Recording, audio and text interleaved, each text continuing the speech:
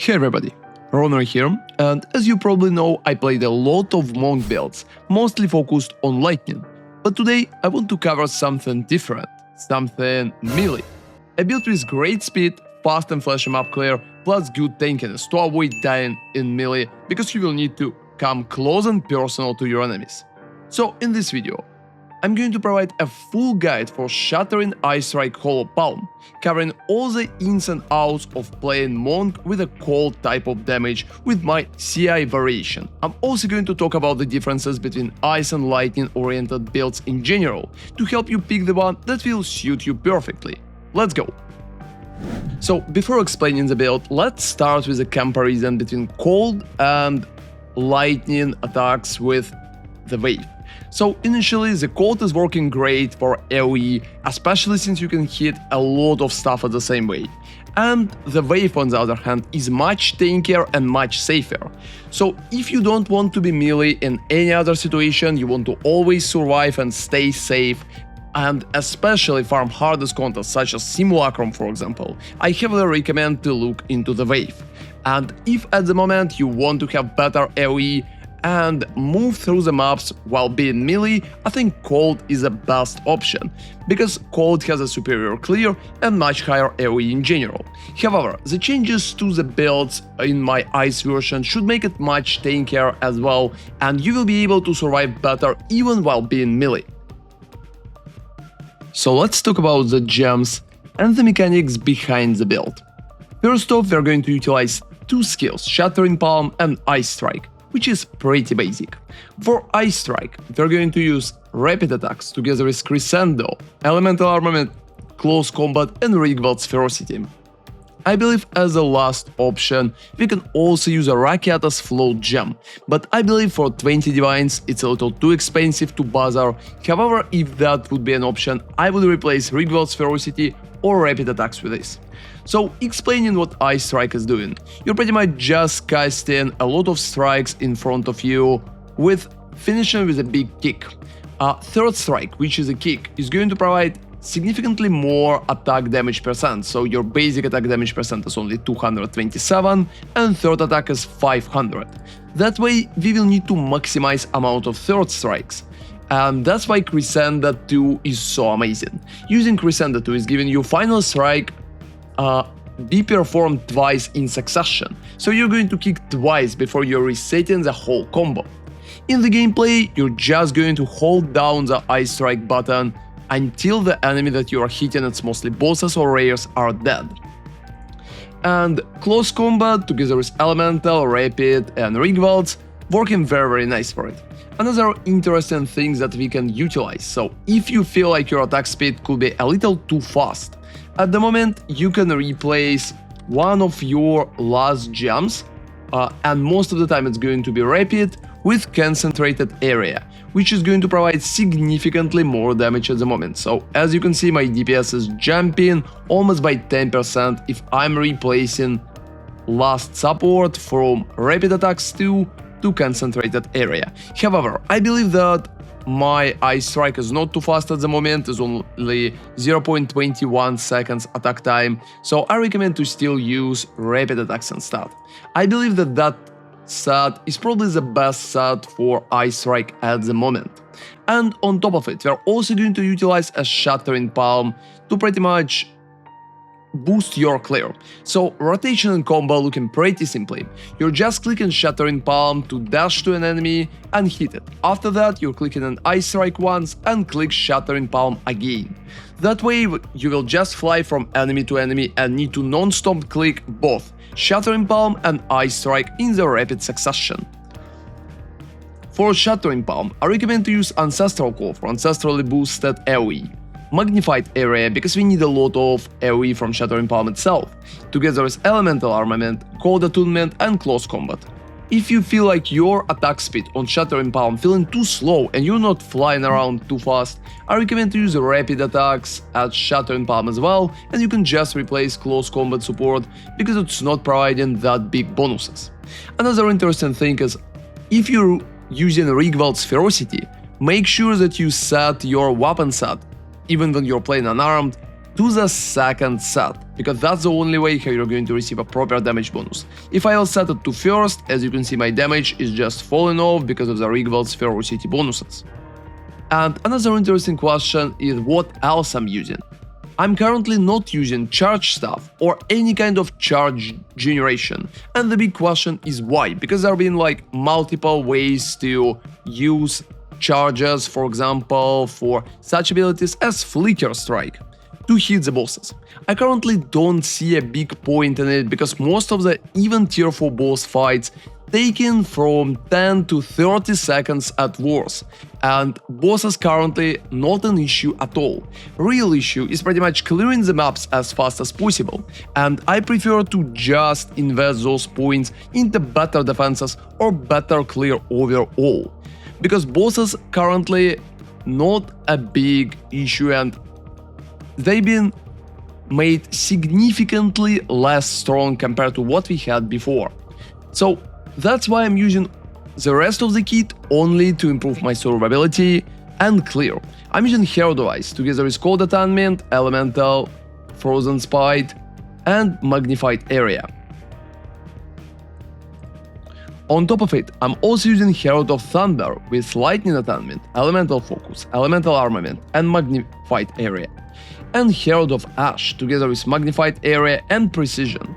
Precision is absolutely not necessary, so if you don't have the spirit, just drop Precision from the build completely.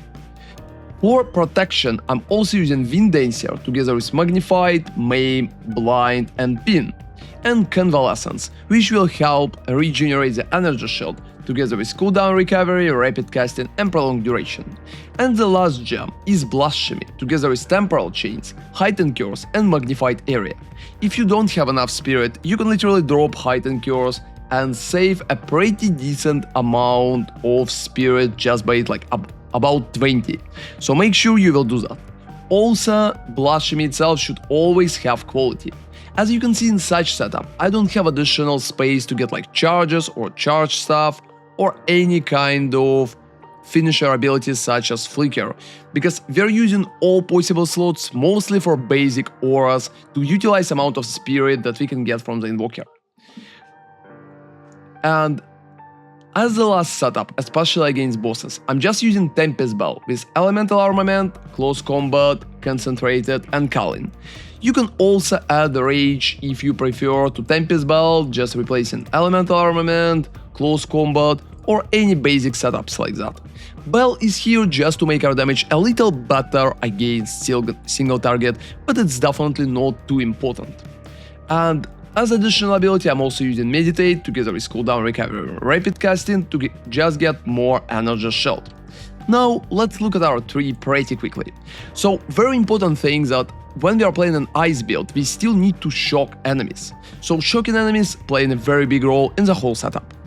To shock enemies, we are going to utilize a few sources of lightning damage. First off, it's I'm the Thunder. I'm the Thunder providing almost the same amount of damage as I'm the Blizzard to the build, so the difference is not that big. I recommend to take I'm the Thunder to make sure we are shocking more often. Also, shock effect is stronger passive than chill effect, and I think it's working much better too. And for the rest of the Ascendancy, we are taking Thunder the enemies, Lead Me Through Grace, and Meditate. I don't believe that Elemental Expression currently making sense, because we already have a lot of clear, and getting more defenses to farm high delirium tier 6 mods is probably the way. On top of it, we can also go to the left, take Dampen and Shield, because we are going to play only Energy Shield together with CI. That node is absolutely mandatory, so you'll have enough stun threshold. If your stun threshold is still not enough and you're getting stunned, don't hesitate to invest at least 1 point here, or take both Abasement and Shimmering Mirage if it's the issue. So at the top we're just getting all energy shield, and since we're both shocking and chilling an enemy, taking Econ Frost and Econ Thunder is definitely recommended. Another good source of your lightning damage is pretty much Heart of the Well. I have 12% of damage as extra lightning damage on the Jewel, and it's helping a lot with shocking enemies more consistent. It's also very important to have at least one Jewel with gain Rage on melee hit, because that way you will be able to generate Rage while mapping pretty consistently. On top of it, If you still can't shock properly, you can invest 2 points into Essence of the Storm, with increased chance to shock and additional damage as lightning, so that could be a decent option as well. On top of it, we're also going down here to reach Coming Calamity, since we're using both Herald of Ice and Herald of Thunder. Coming Calamity providing a lot of damage because it's 40% more lightning and 40% more cold, so it's feeling pretty great.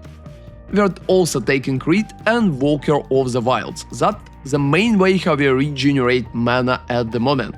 So Walker of the Wilds paired with the ring with Leech physical attack damage as mana is going to solve all your mana issues.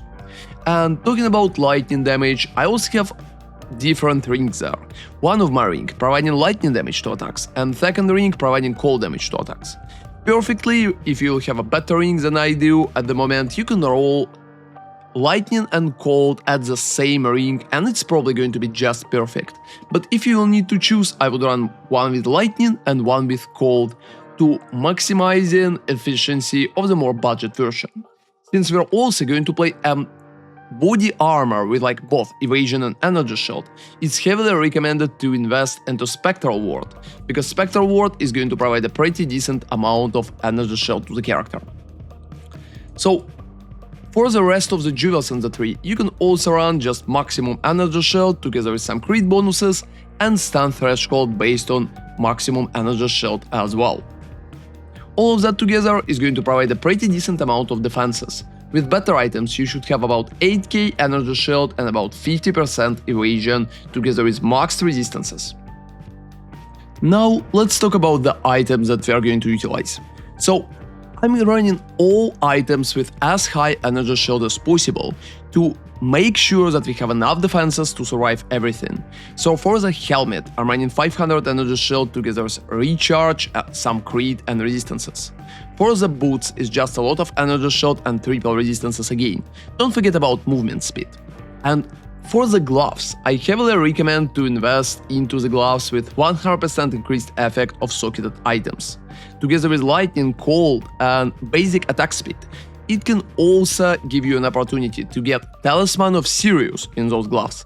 In the end, you're going to end up with 32% of increased attack speed, which is absolutely huge for the build and going to make your attacks much faster and much smoother. It can have like item itself, energy shield or evasion, both options are going to work just fine.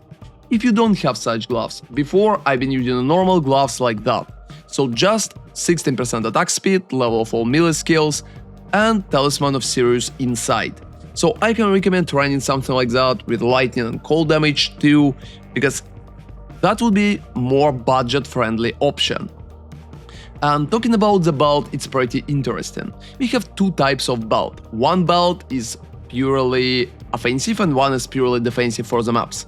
So for the maps, I'm running belt which has gain bonuses from socketed items as it was body armor, together with increased energy shield recharge and faster start of energy shield recharge.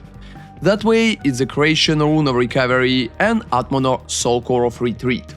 Both of them giving me shield recharge delay with only 1.6 seconds and huge energy shield recharge per second too. I also recommend to constantly click Meditate and Convalescence while mapping, because it's going to boost your survivability significantly. And the last part is pretty much discussing the last gem. Last gem in the setup could be kinda different. I recommend to use Blasphemy for mapping. You can go for Temporal Chains or for Enfeeble, depends on what you like more. But initially, I believe that running Temporal Chains is providing better survivability in maps, because making enemies slower is always going to minimize amount of the attacks that they can hit on you. And for the bosses, getting rid of Blasphemy completely, deactivating Herald of Ash and activating Elemental Conflux instead is probably the best idea, because it's going to maximize your damage against Pinnacles if you prefer it that way while swapping only one gem. However, since most of the time we are mapping, I prefer to run Blasphemy almost always when I can.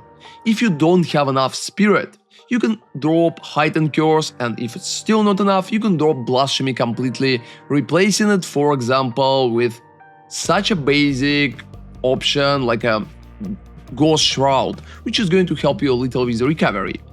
The rest of the build is going to stay the same because that's pretty much making it effective. And as your charms, I heavily recommend to run at least one Storm Charm against being stunned and at least one Stone Charm against being slowed, because that's practically what's happening the most in maps. So going back to the build, instead of Darkness Enthroned, the basic version with recharge and recharge speed, you can also run a Gloves-oriented Darkness Enthroned. Gloves-oriented Darkness Enthroned can still give you nice bonuses from basic runes such as Grateful for Rune of Claws, which will give you physical damage to attacks. Or for example, you can also run Talisman of Sirius in there, getting attack speed. Pick the Darkness Enthroned which suit your playstyle the most, but for mapping I heavily recommend to run one with recharge and recovery rate. So that's been my Ice Strike plus Shattering Palm build. I believe with the current setup that I provided, it's much tankier even for a melee build, and should feel very comfortable in the endgame, especially considering the great AoE and nice clear overall. Thank you very much for watching and hope it's been helpful for you. See you next time and ronarray out.